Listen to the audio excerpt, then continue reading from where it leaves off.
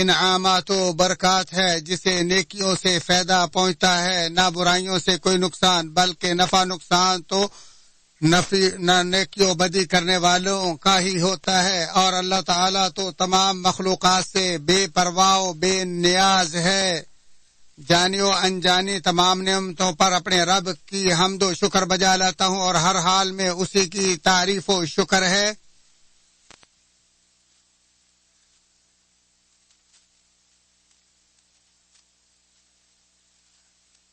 میں گواہی دیتا ہوں اللہ وحدہ لا شریک کے علاوہ کوئی سچا معبود نہیں،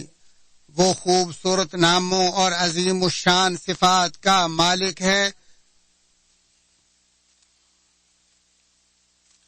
اور میں گواہی دیتا ہوں کہ ہمارے نبی و سردار محمد صلی اللہ علیہ وآلہ وسلم کے بندے اور براہین و معجزات سے تائید یافتہ رسول ہیں۔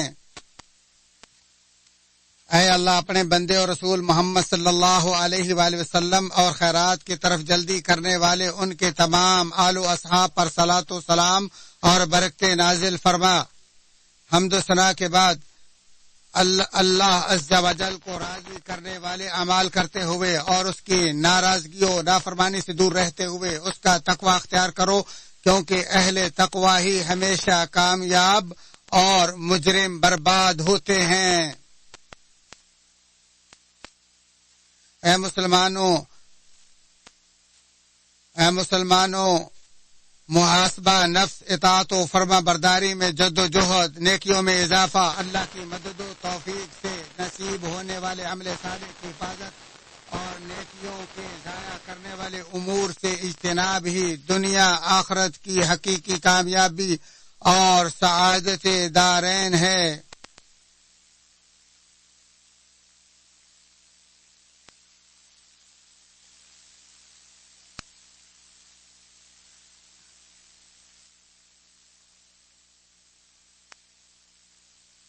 جیسا کہ اللہ تعالیٰ نے فرمایا، جس نے اپنے رب کے سامنے کھڑا ہونے کے خوف سے اپنے نفس امارہ پر کنٹرول رکھا، اسی کا ٹھکانہ جنت ہوگا۔ اور جنتیوں کے بارے میں اللہ عز و جل فرماتا ہے، اور آپس میں ایک دوسرے کی طرف متوجہ ہو کر سوال کریں گے اور کہیں گے، اس سے پہلے ہم اپنے گھروں کے درمیان بہت ڈرا کرتے تھے، پس اللہ نے ہم پر بڑا احسان کیا اور ہمیں تیز و تند گرم ہواؤں کے عذاب سے بچا لیا ہے۔ اور فرمایا، اے ایماندارو، اللہ اور رسول کی اطاعت کرو اور اپنے اعمال کو ضائع نہ کرو۔ اللہ تعالیٰ کے اس فرمان ہر شخص کو چیک کر لینا چاہیے کہ اس نے کل قیامت کے واسطے کیا پونجی جمع کی ہے۔ کی تفسیر میں ابن کثیر رحمہ اللہ فرماتے، اپنا حساب شروع ہونے سے پہلے بذات خود اپنا محاسبہ کرتے ہوئے چیک کر لو کہ روز قیامت اور اپنے رب کی پیشی کے لیے تم نے اپنے لیے کتنی نیکیاں ذخیرہ کر رکھی ہیں۔ ابن کثیر کی بات ختم ہو گئی، اور آپ صلی اللہ علیہ وآلہ وسلم نے فرمایا، حقیقی عقل مند شخص وہ ہے جس نے اپنے نفس پر کنٹرول کرتے ہوئے مرنے کے بعد کے لیے کچھ کما لیا، اور عاجز و بے بس وہ ہے جس کی خواہشات نفس اور پر مسلط و غالب رہیں اور وہ خالی اللہ سے امیدیں لگائے بیٹھا رہا۔ اسے ترمذی نے روایت کیا، یہ حدیث حسن ہے، اور اسے ترمذی نے ابو یعلا شداد بن اوس رضی اللہ تعالی عنہ کے حدیث سے روایت کیا ہے۔ ماضی، حال اور مستقبل یعنی ہر وقت تمام گناہوں سے توبہ کرنا، نیکیوں میں اضافہ اور باطل کرنے والے امور سے عمل صالح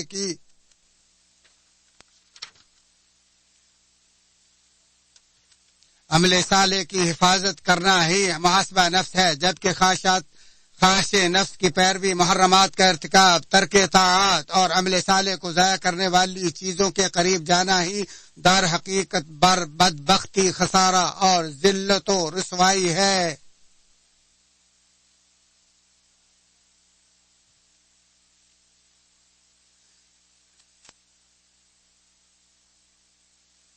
کسی شخص کی بربادی کے لیے اتنا شر ہی کافی ہے کہ وہ ایسا عمل کرے جس سے اس کی نیکیوں کا ثواب گھٹ جائے۔ اے مسلمانوں، تم دیکھ رہے ہو کہ کس طرح شب و روز دھڑا دھڑ گزر رہے ہیں اور سال پر سال نیکی سے خالی جا رہے ہیں، اور یہ کہ گزرا ہوا دن اور اس کی کوئی چیز ہرگز واپس نہیں آئے گی، اور عمر بھی تو چند دن اور راتیں ہیں، پھر موت کے آتے ہی عمل منقطع اور خالی امیدوں کا غرور فاش ہو جائے گا۔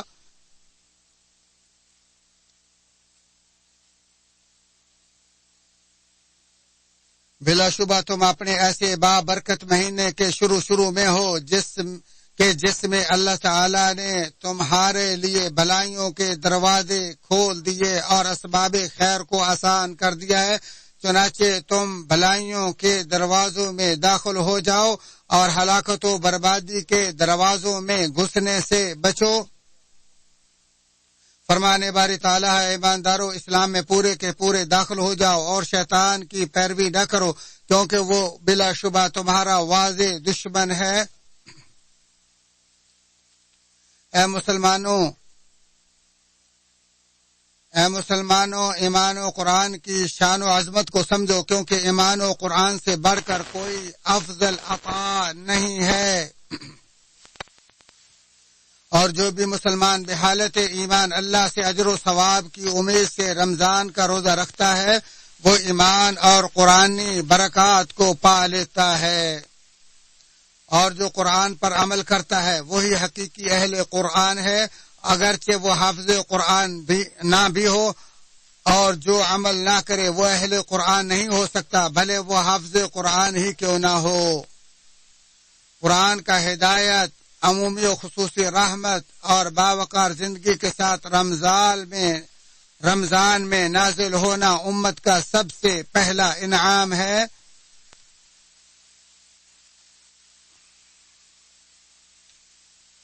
ماہ سیام میں نزول قرآن خیر و برکت، اصلاح زندگی، آخرت کے اعلیٰ درجات میں کامیابی کی بنیاد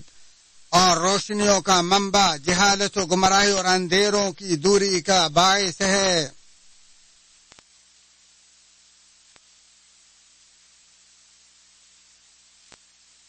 فرمانے باری تعالیٰ ہے، اور اسی طرح ہم نے اپنے حکم سے آپ کی طرف روح یعنی قرآن کو اتارا، اور آپ اس سے پہلے یہ بھی نہیں جانتے تھے کہ کتاب اور ایمان کیا چیز ہے، لیکن ہم نے اسے نور بنایا، اس کے ذریعے سے اپنے بندوں میں سے جسے چاہتے ہیں ہدایت دیتے ہیں، بے شک آپ راہ راست کی رہنمائی کر رہے ہیں۔ اور اللہ سبحانہ نے فرمایا، لوگوں تمہارے پاس تمہارے رب کی طرف سے سند اور دلیل آ پہنچی، ہم نے تمہاری جانب واضح اور صاف نور اتار دیا ہے، پس جو لوگ اللہ تعالیٰ پر ایمان لائے اور اسے مضبوط پکڑ لیا، انہیں تو وہ ان قریب اپنی رحمت اور فضل میں لے لے گا اور اپنی طرف کی راہ راست دکھا دے گا۔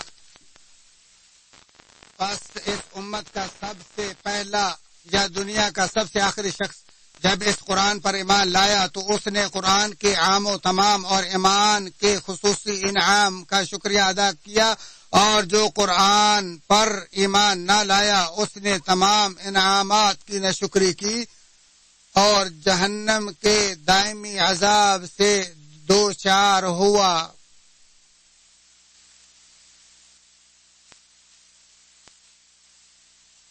فرمانے باری تعالیٰ ہے، اور تمام فرقوں میں سے جو بھی اس قرآن کا منکر ہو اس کے آخری وعدے کی جگہ جہنم ہے، اور فرمایا جو اس قرآن کے منکر ہیں وہی گھاٹے اور خسارے والے ہیں، اور فرمایا جن لوگوں نے ہماری آیتوں کو جھٹلایا اور ان سے تکبر کیا ان کے لیے آسمان کے دروازے نہ کھولے جائیں گے، اور وہ لوگ کبھی جنت میں نہ جائیں گے جب تک کہ اونٹ سوئی کے ناکے کے اندر سے داخل نہ ہو جائے، اور ہم مجرم لوگوں کو ایسی ہی سزا دیتے ہیں، ان کے لیے آتش دوزخ کا بچھونا ہوگا اور ان کے اوپر اسی کا اوڑھنا ہوگا، اور ہم ایسے ظالموں کو ایسی ہی سزا دیتے ہیں۔ اللہ تعالیٰ نے ہر چیز پر محیط اپنے علم و حکمت اور ہمارے ساتھ مہربانی کی وجہ سے ہم پر رمضان المبارک کے روزے فرض کیے ہیں، اور اللہ کے رسول صلی اللہ علیہ وسلم نے ہمارے لیے رمضان کے قیام کو سنت قرار دیا اور دیگر مہینوں سے ہٹ کر اس کی خصوصی فضیلت بیان فرمائی۔ پس اس مہینے میں نیکی و عبادت کی بہت سی عظیم الشان انواع و اقسام جمع ہے، اور اللہ تعالیٰ نے اعمال کے اجر و ثواب کو کئی گنا بڑھا دیا ہے تاکہ مسلمان ایمان و قرآن کے احسان پر اللہ کا شکر ادا کریں۔ نعمت عطا کرنے والے اللہ جل وعلا کا شکریہ ادا کرنا بہت ضروری ہے تاکہ وہ نعمتوں کو زوال سے محفوظ رکھے اور وہ ابھی اور آئندہ مزید احسانات سے مالا مال فرما دے۔ اللہ کے انعامات پر شکر کئی قسم کی عبادات سے ممکن ہے،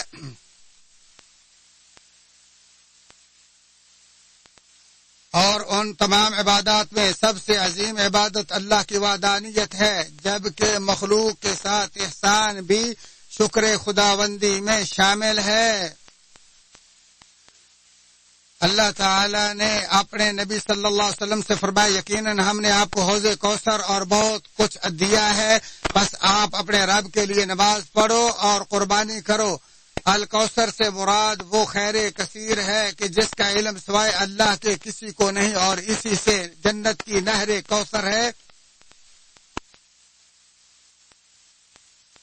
چنانچہ اللہ تعالیٰ نے ہمارے صلی اللہ علیہ وسلم کو رہنمائی فرمائی کہ وہ قسم کی عبادات سے اللہ کی نعمتوں پر اس کا شکر بجا لائے اور کئی قسم کے احسانات و نفعوں کے ذریعے مخلوق کے ساتھ نیکی کرے۔ لہذا ہمارے سردار جناب محمد صلی اللہ علیہ وسلم نے ان تمام مقامات پر اللہ کے حکم کی تعمیل کا حق ادا کر دیا۔ بس اللہ تعالیٰ ہم سب امت کی طرف سے ہمارے نبی محمد صلی اللہ علیہ وسلم کو سب سے افضل جزا دے، کیونکہ بلا شبہ آپ صلی اللہ علیہ وآلہ وسلم نے اللہ کا پیغام پہنچا کر امانت ادا کرتے ہوئے امت کی خیرخواہی فرما دی اور اللہ کے لیے خوب جد و جہد اور محنت کی۔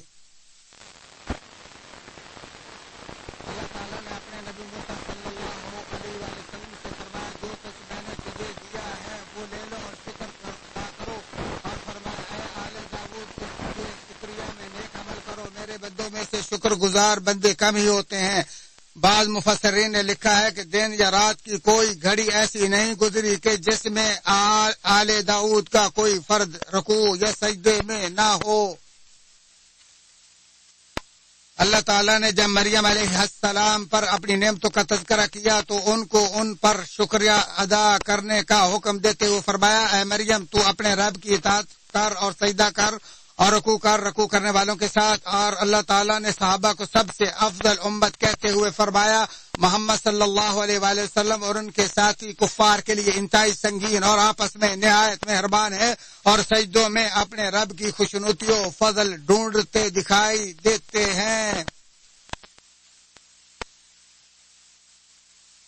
بس رمضان وغیرہ کی تمام تر عبادات ایمان و قرآن جیسے انعامات پر اللہ کا شکر ہے۔ رمضان میں روزوں کی بدولت صفات خیر کی قوت اور کشش شر و شیطانی تسلط کی کمزوری کی وجہ سے قرآن کا غلبہ اور اس کی عظیم تاثیر روح پر غالب رہتی ہے۔ لہذا غور و فکر اور تدبر سے خوب تلاوت قرآن کرو اور یاد رکھو کہ قرآن و سنت کے بغیر مسلمانوں کی اصلاح ہرگز ناممکن ہے۔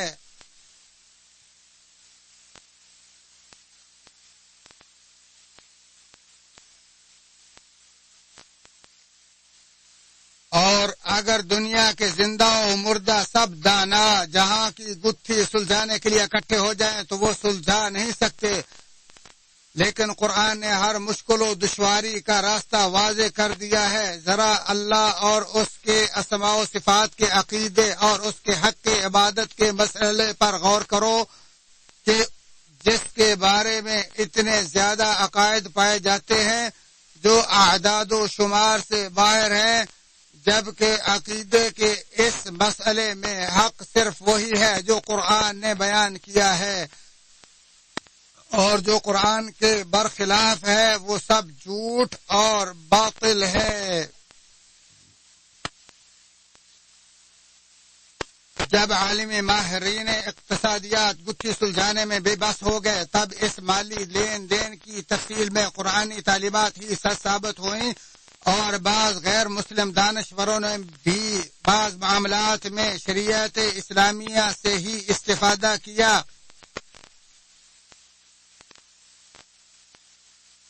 اگرچہ سب لوگوں کا مسلمان ہونا ممکن نہیں، لیکن سب مسلمانوں کے لیے یہ ضروری ہے کہ جو قرآن و سنت پر کس طرح کار بند ہو کہ لوگ ہر مسلمان کو ایک شاندار نمونہ دیکھیں تو اس سے استفادے پر مجبور ہو جائیں، خواہ اپنے دنیاوی معاملات میں ہی کیوں نہ ہوں۔ قرآن عظیم ہی امت کا ڈھانچہ، بقا، عزت اور قوت و طاقت ہے۔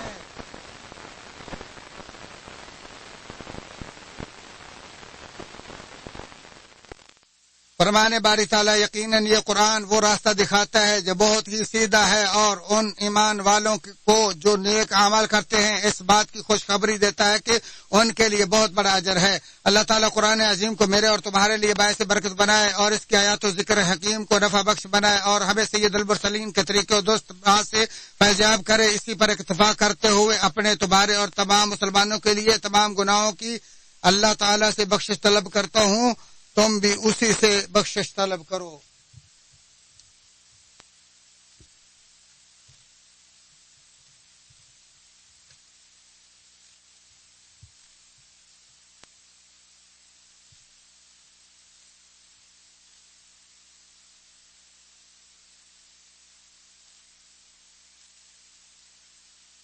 تمام تعریفیں اس اللہ کے لیے جو پہلی اور دوسری بار پیدا کرنے والا ہے، جو چاہتا ہے وہی کرتا ہے، اسی کی حقیقی بادشاہت اور اسی کی حمد ہے، جو چاہتا ہے وہی فیصلہ کرتا ہے۔ میں اپنے رب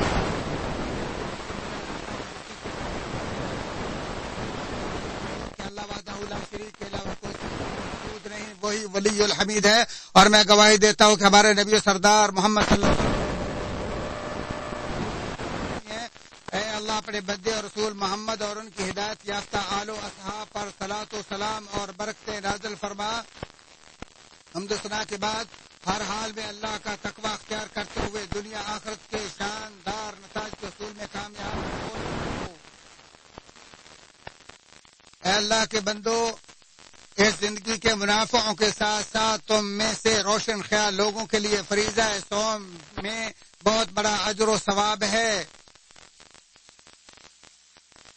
البتہ روزہ اپنے روزہ دار کے لیے تب تک سود مند اور ثمر آور نہیں ہو سکتا جب تک وہ اسے عمل صالح کے ذریعے پاکیزہ نہ رکھے، اور روزہ توڑنے یا روز ثواب میں کمی کرنے والے تمام جرائم و گناہ سے اس کی حفاظت نہ کرے۔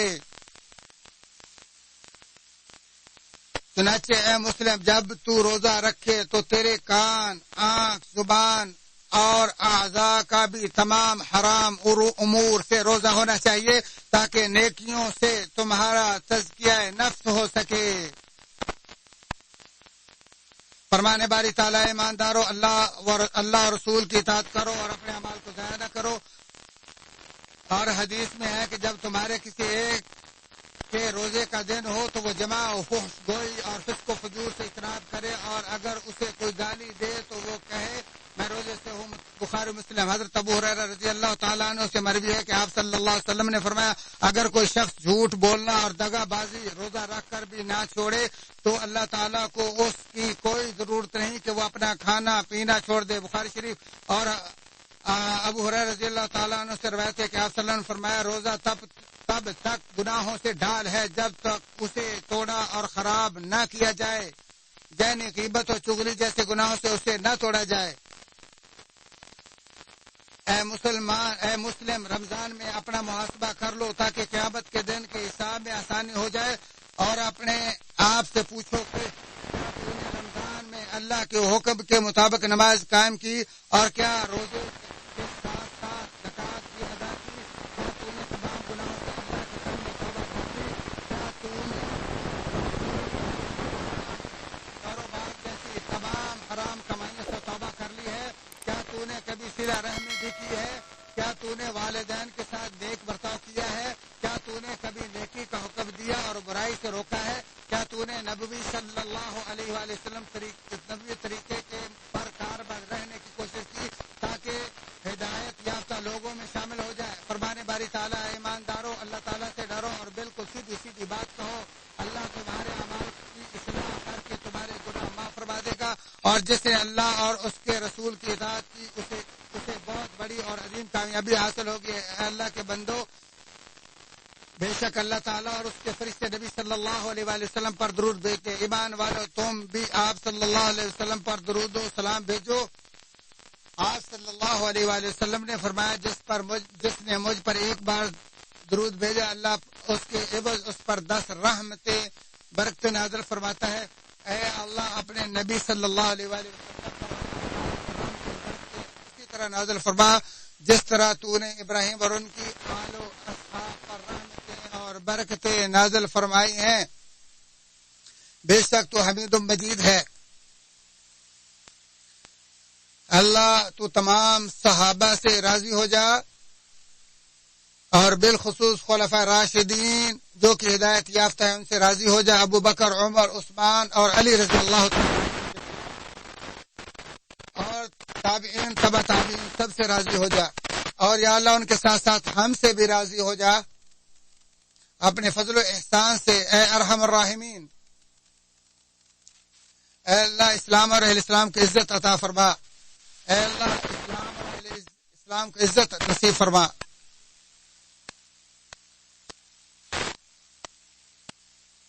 یا اللہ کفار اور دین کے منکروں کو ذلیل و رسوا فرما، اللہ کفار و ملحدین کو ذلیل و رسوا کر یا اللہ اپنے اور دین کے دشمنوں کو تباہ و برباد فرما۔ یا اللہ اسلام کے دشمنوں کے مکر و فریب اور ان کی سازشوں کو ناکام بنا، اے طاقت اور قوت کے مالک، یا اللہ تو ہر چیز پر قادر ہے۔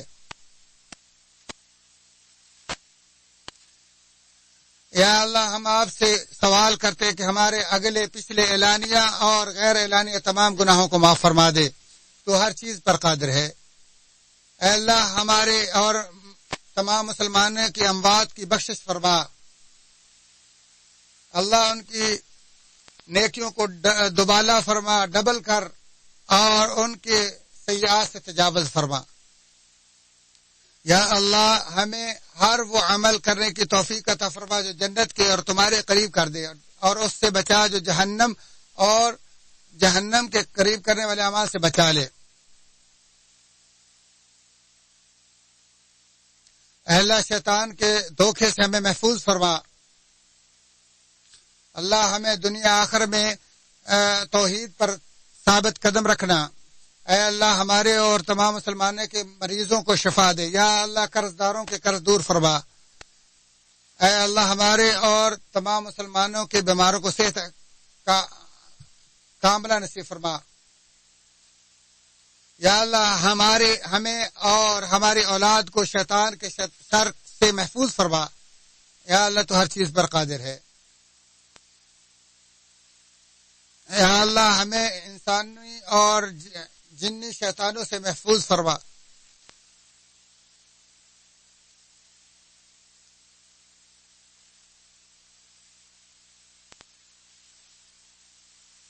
اے اللہ ہم آپ سے دعا کرتے ہیں کہ اپنے دین اور نبی کی مدد فرما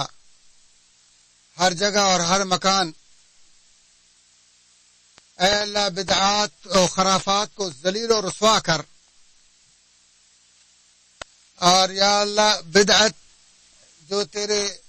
دین کی مخالف ہے، تیرے نبی کے لائے ہوئے شریعت کی مخالف ہے، اس بدعت کو تباہ و برباد کر، رسوا کر۔ یا اللہ تو ہمارا معبود ہے جس کے علاوہ کوئی سچا معبود نہیں، یا اللہ تو اپنے بندوں پر غالب ہے۔ اے اللہ ہمارے ملک کی حفاظت فرما ہر شر سے، اور ہر ناقابل نفرت چیز سے محفوظ فرما۔ اے اللہ ہماری فوجوں کی حفاظت فرما،